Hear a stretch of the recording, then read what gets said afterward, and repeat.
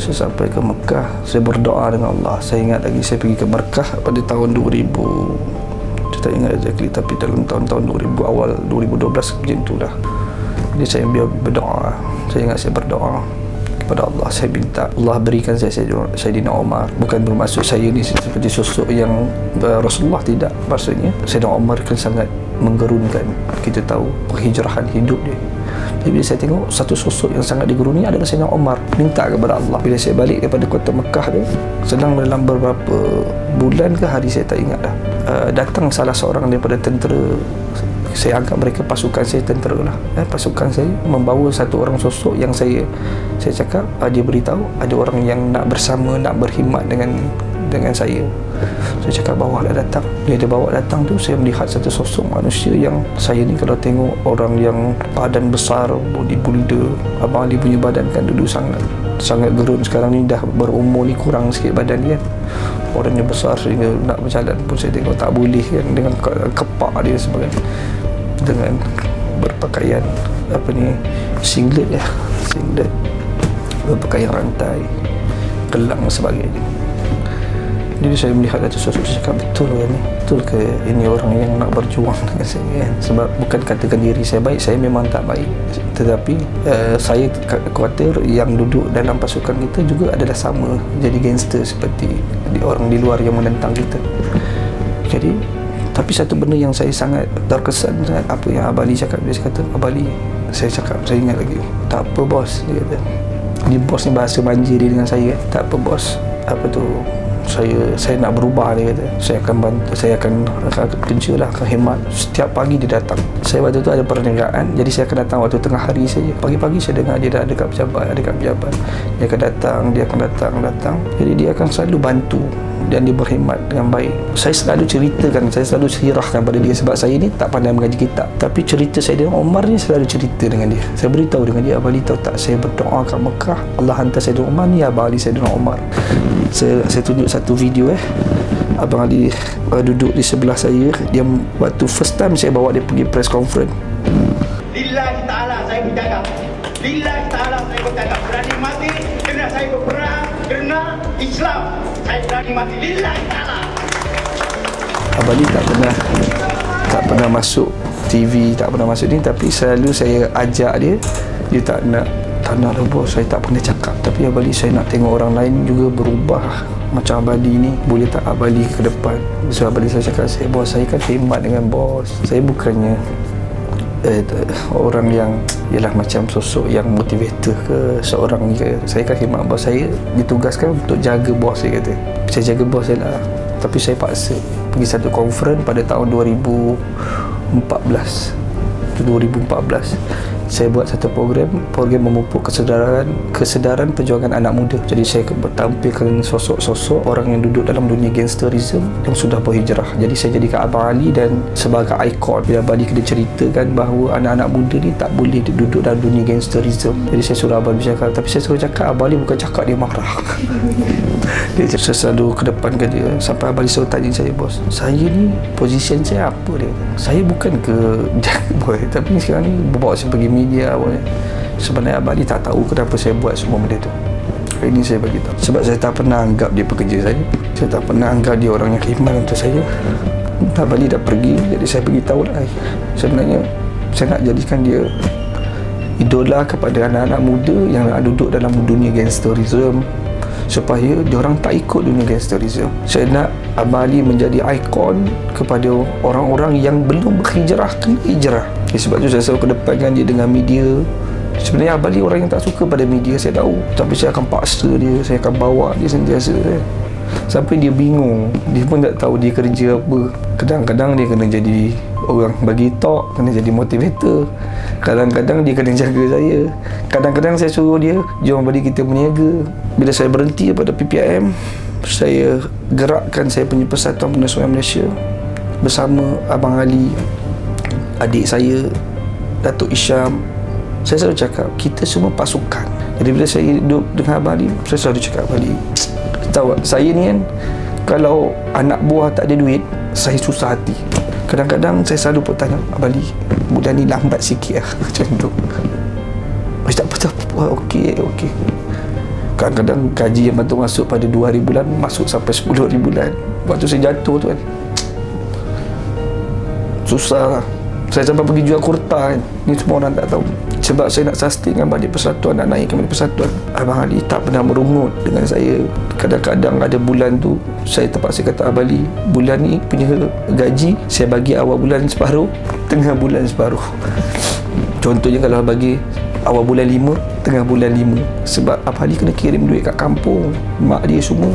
Abang Ali sangat segan dengan saya, semua orang tahu kan. Sangat segan, dia susah nak bergurau dengan saya. Dia hanya bergurau dengan adik saya, yang paling dia rapat, adik saya lah, Iman Azmi. Kalau bergurau main sekek kepala ke, main gym, campak dumbbell ke apa kan, dia orang akan main gym. Dengan saya ni Abang Ali dari dulu sampai sekarang dia tetap macam tu. Kalau saya ajak dia bergurau, dia pun susah nak bergurau balik. Dia bergurau tapi dalam keadaan kalau benda tu dekat atas stage tengah bercakap, tapi kalau berdua dengan saya dia takkan. Dia akan jadi orang yang sangat beradab orang ni. Sampai saya suruh cakap, Abang Ali abang saya. Abang Ali bukan orang yang berkhidmat untuk saya, Abang Ali abang saya. Tapi dia masih anggap benda yang sama. Bila dia ada masa duduk dengan saya, dia akan cakap, bos, saya takkan tinggalkan bos. Bos jangan risau, bos jangan dengar apa orang cakap. Bisa dia cakap benda yang sama. Dia cakap benda yang saya, dia akan cakap benda yang sama je dengan saya. Sebab saya tahu, saya tahu dan ada bukti bila saya tak ada duit, memang semua orang tinggalkan saya. Bila keadaan saya tak ada duit dan saya berhutang, semua orang tinggalkan saya. Saya tahu. Dan dia selalu cakap, tak bos, saya akan tetap dengan bos. Saya akan tetap dengan bos. Saya ingat lagi waktu di Subang, dia selalu cakap, bos, saya tak ada siapa-siapa, saya ada bos je. Kalau saya mati, bos uruskan saya semua. Bos tengokkan kakak je. Aduh. Saya cakap dengan Abang Ali, janganlah cakap macam tu. Abang Ali kan abang saya. Saya janji, saya cakap ni, saya janji, Abang Ali tak ada, saya uruskan semua. Saya akan uruskan semua, Abang Ali. Dan saya akan jaga Mama Lisa dengan anak Abang Ali. Dia pegang saya. Terima kasih. Terima kasih, bos. Terima kasih, bos. Sudah cakap dengan Abang Ali jangan fikir, Abang Ali. Tapi yang saya sebab sangat, nanti saya cerita dekat ujung 3 bulan sebelum dia nak meninggal, dia tak nak jumpa saya. Dia jumpa saya last kat dalam bilik pejabat ni, dia cakap benda yang sama juga. Lepas tu dia cakap dengan saya tu, bos, kalau saya tak ada, bos uruskan saya semua, bos mandikan saya semua, bos, bos kafankan saya. Lepas tu dia cakap, belah saya, bos jangan lupa tengokkan Mama Lisa dengan anak saya. Saya terus pegang, Bali, jangan cakap macam tu. Abang Ali kan abang saya. So dia terus cakap, bos, saya tak ada siapa-siapa, bos ya keluarga saya kat sini. Abang Ali hanya datang dengan saya waktu tu. Dan malam, pagi Abang Ali dengan hidup dia dengan main gym. Dan malam kadang-kadang dia training orang, bukan pagi. Kalau orang jumpa dia pun dekat tempat gym. Dia memang bukan kaki lepak. Dan saya buat kedai makan, restoran dan sebagainya, kita dah boleh sustain balik. Sebab saya percaya dengan perniagaan saja boleh support persatuan. Dan waktu tu saya cakap dengan Abang Ali, Abang Ali, sekarang kita dah buka restoran, Abang Ali. Apa ni, saya dah buka glove, lepas ni insyaAllah okey, Abang Ali. Abang Ali kata, Alhamdulillah, bos, Alhamdulillah, bos. Sekali buka-buka je restoran, tiba-tiba berlaku COVID. Saya tak boleh nak teruskan perniagaan. Terpaksa tutup dan rugi. Dalam masa yang sama, buat perniagaan glove dalam tempoh lockdown, dalam tempoh PKP. Buat berniaga, Alhamdulillah, dengan izin Allah dapat keuntungan. Saya fund pula buat benda-benda yang sekarang kita sedang buat sekarang ni. Alhamdulillah, dan berjaya bangkit balik. Bila masuk 1 hari bulan 7, negara kita telah diumumkan lockdown skala yang ketiga. Jatuh. Jadi pada bulan 9 saya telah buat keputusan, saya keluarkan duit daripada saving, buka supermarket. Dan sebab tu pasukan-pasukan saya akan tengok saya kurang ada dekat sini sejak daripada bulan 10, 11, 12. Dalam masa 3 bulan tu saya memang sangat fokus kepada supermarket. Sebab apa? Sebab saya sedang bercadang untuk dapat keuntungan daripada supermarket untuk tanggung overhead persatuan. Dan Dan saya kena duduk situ, saya kena buat accounting, saya kena duduk dengan accountant saya supaya benda ni, apa yang perlu dibuat, apa yang perlu dirangka, apa yang nak kena buat, bagaimana kita nak buka untuk second outlet dan sebagainya. Saya telah duduk situ, dan sewaktu itu saya telah kurang masa dengan Abali, saya telah kurang masa dengan adik saya telah kurang masa dengan Datuk Isyam. Saya hanya datang ke pejabat persatuan bila ada benda-benda nak interview, bila ada benda-benda penting. Saya memang fokus di Pasaraya 100%. Sebab apa? Saya tahu persatuan ni perlu bergerak terus. Persatuan ni perlu terus ada pasukan-pasukan yang saya ada ni. Saya sangat gembira, saya tak nak hilang pasukan ni. Saya cakap, ya Allah, pasukan yang saya ada hari ni, walaupun budak-budak muda, orang-orang muda, tapi orang-orang yang berpotensi, yang bagus, setia. Saya cakap, saya perlukan orang yang setia.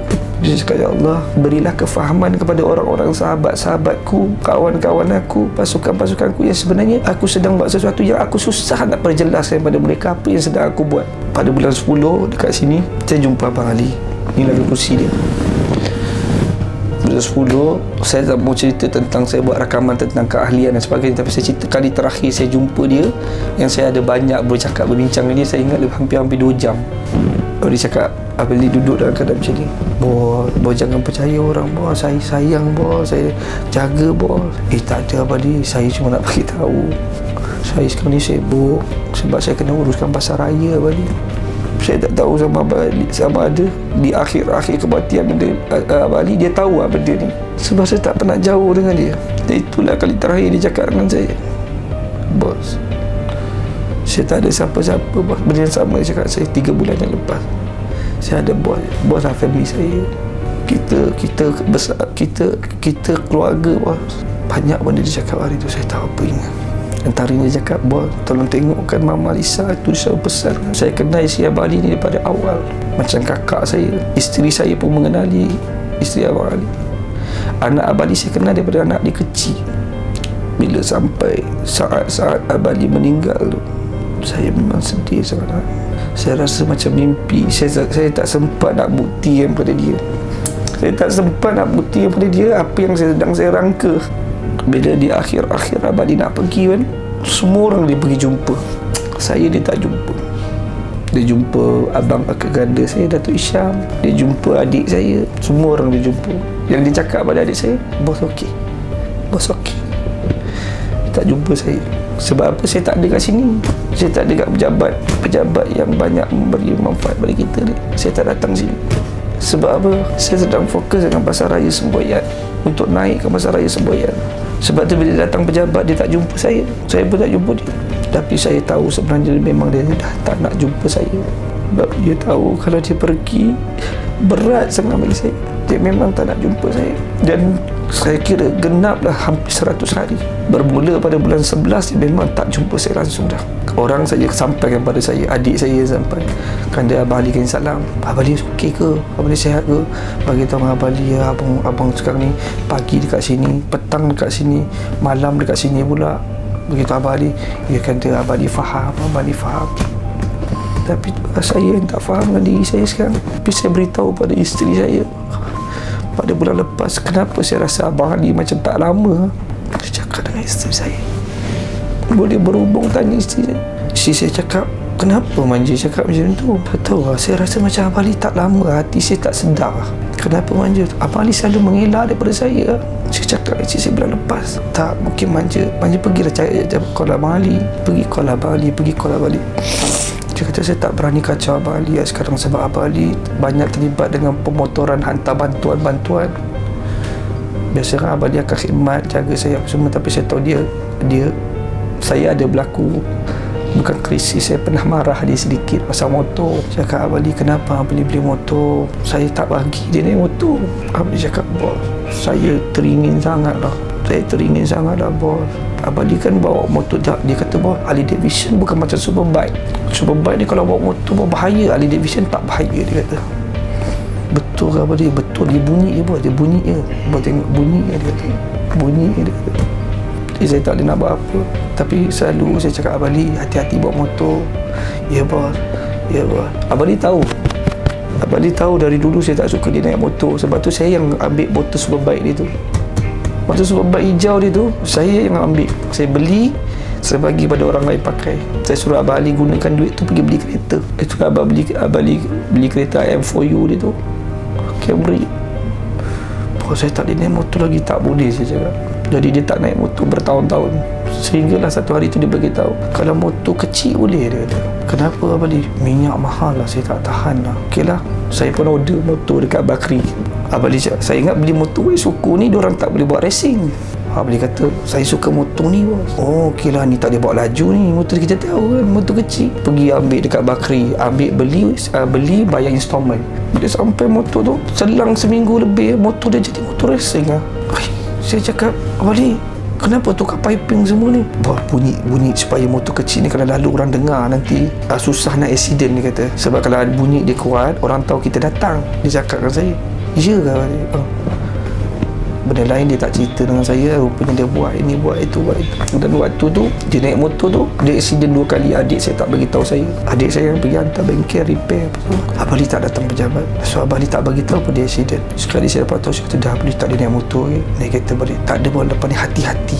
Saya janji saya hati-hati, kata. Betul Abali tolong lah. Saya kata jangan bawa laju-laju. Lepas tu dia tukar balik motor dia standard. Saya sedih kalau dia pergi asbab motor. Sebab memang setiap hari saya fikirkan pasal dia naik motor. Dan saya sangat susah hati waktu dia hidup lagi. Kadang-kadang saya cakap dengan adik saya, Abang Ali bahaya lah naik motor. Takkan dia Abang Ali tak bawa laju. Saya kenal Abang Ali, saya bawa motor sangatlah laju. Dan dia orang yang sangat berani. Macam mana dia berani di darat, itulah dia berani di litar.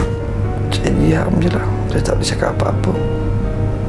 Akhirnya Abang Ali pergi. Abang Ali pergi seramai-ramai. Waktu saya pergi umrah, saya paling sedih sebenarnya. Saya pujuk dia pergi umrah. Abang Ali, jom pergi umrah. Ish, janganlah bos. Tak nak bos. Jom Abang Ali pergi umrah. Tak apalah bos, saya belum bersedia. Saya paksa dia, saya bawa dia pergi buat pasport. Pasport pula, dia dah ada pasport. Pergi buat suntikan dan sebagainya, buat pasport. Saya renew pasport semua. Balik akor. Tapi sebelum dia naik ke kapal terbang, dia saya cakap, bos, nanti kalau dekat sana saya punya kejahatan akan nampak dekat Kaabah tu. Tak adalah Abang Ali bukan jahat. Apa kejahatannya Abang Ali buat sampai Abang Ali rasa macam tu? Saya dengar kalau orang jahat-jahat pergi ni, dekat Kaabah tu akan nampak dia punya kejahatan semua. Tak. Itu sebab kalau orang itu dia tidak bertobat. Abang Ali dah bertobat. Abang Ali ingat tak sirah Sayyidina Umar? Ya ingat. Mana lagi gangster Abang Ali ke Sayyidina Umar? Sayyidina Umar pun Allah perlihatkan syurga. Saya bawa dia sampai ke Mekah, Madinah tu. Saya tengok Abang Ali berdoa lebih daripada saya doa. Dia pergi Mekah, saya pimpin tangan dia tu, dia lebih lagi buat. Saya tengok dia nangis, dia sedih, dia makan dengan saya. Dia waktu dekat dia kita turun bas, dia bawakan beg-beg pakcik-pakcik tu. Beg saya kan kalau dekat Mekah kan, Abang Ali ni dah biasa jaga saya. Dia nak bawakan beg saya. Saya kata, tak ada Abang Ali, sini tak ada, jangan bawa beg saya. Jadi dia tak bawa beg saya, dia bawakan beg-beg makcik-makcik tu. Tak ada Abang Ali kat sini, Abang Ali saya buat urusan saya, Abang Ali buat urusan Abang Ali, kita bantu orang lain. Oh ya, saya tak payah jaga bos kat sini. Tak payah. Kat sini Allah jaga saya. So dia tengok saya angkat beg makcik-makcik, dia pun ikut angkat. Makcik-makcik kat umrah tu tahu dia apa yang dia minta dengan saya tu. Dia nak kafankan diri dia, nak mandikan diri dia, kebumikan dia tu, dia dapat. Saya pun terkejut. Di keluarga Abang Ali tunggu saya dekat yang lah dia bagi saya pegang kepala. Saya sebenarnya memang takut kalau saya pegang kepala Abang Ali, takut saya mengguriskan hati keluarga dia ke. Dia nak buat benda tu kan. Saya dalam hati saya kata, Abang Ali, kalau saya tak dapat uruskan Abang Ali kat dalam jalan, saya minta maaf Abang Ali. Sebab saya kena jaga adab dengan keluarga Abang Ali. Saya kena jaga adab dengan keluarga Abang Ali. Sebab adik Abang Ali ada kat sini. Tapi tak, dia orang memang bagi pada saya. Dia memang serah pada saya. Saya yang letakkan kepala dia kat bawah. Saya yang masukkan kepada dia. Saya yang lekatkan kiblat wajah dia ke kiblat, cecah kepada tanah. Saya janji dengan Abang Ali, setiap hari saya, isteri saya, anak-anak saya semua janji takkan lupakan bacaan Quran untuk Abang Ali setiap hari. Kecuali saya mati ya Abang Ali. Abang Ali ada dalam nama sahabat saya Abang Ali. Abang Ali banyak beri nasihat kepada saya. Bos, kita jaga orang ni bos, orang akan jaga kita. Ya Abang Ali. Tapi saya nak beritahu Abang Ali, kadang-kadang saya tak terjaga diri saya pun. Tidak ada perkara yang lebih besar Abang Ali daripada penghargaan di akhirat. Di dunia semua orang boleh cakap dia berkawan. Di dunia dia boleh kata dia menghargai sahabat. Tapi belum tentu Abang Ali. Saya berjanji dengan Abang Ali, dan mudah-mudahan hadirnya ikhlas dalam diri saya, dalam kalangan sahabat-sahabat yang ada dengan kita, Abang Ali. Saya akan usahakan untuk Abang Ali mencapai 100,000 surah ikhlas, Abang Ali, dan 70,000 la ilaha illallah, Abang Ali, untuk pastikan Abang Ali ada di istana syurga, supaya Abang Ali duduk dalam taman-taman syurga, Abang Ali. Itulah persahabatan kita, Abang Ali. Sekiranya Abang Ali ada benda yang terkhilaf ataupun berhutang ataupun mana-mana tempat dia belanja beli ada yang bayaran secara ansuran atau apa-apa sahaja yang masih belum selesai, boleh datang berjumpa dengan saya dan boleh berhubung online, boleh datang, dan insya-Allah dengan izin Allah saya akan selesaikan apa yang patut, apa yang seharusnya diselesaikan. Ada mereka-mereka yang takut dia ada berhutang, Abang Ali berhutang dengan dia, atau saya tak tahu, sila datang rujuk kepada saya, insya-Allah saya akan cuba aturkan yang terbaik.